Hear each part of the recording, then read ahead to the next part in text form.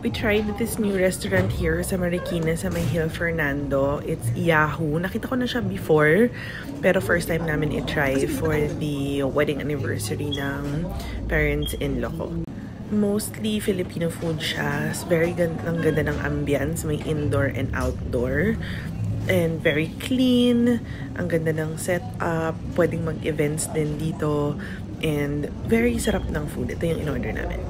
So we have here yung ribs with Java rice and then ang aking favorite na calamares. Sarap, crunchy. Kita mo yung grabe yung mga issue sa ano, no? Yung mga nepo babies.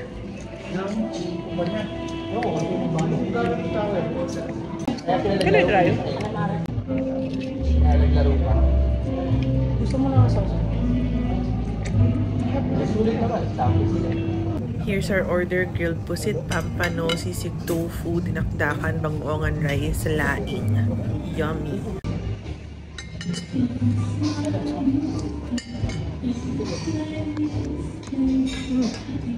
Sarap.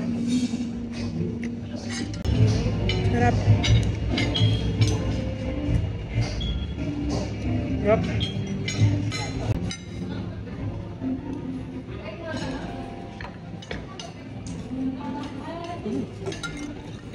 Yep.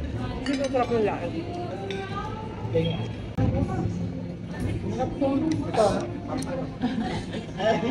Hindi ka mahilig sa pusit? Hindi. Ayaw ko lang ganyan.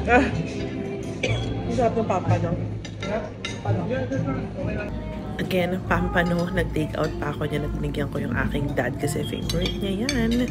And here is the rest of the place, yung outdoor area nila. So if you want to try out Yahoo, sa may Hill Fernando lang yan, hanapin nyo lang sa Google Maps or Waze.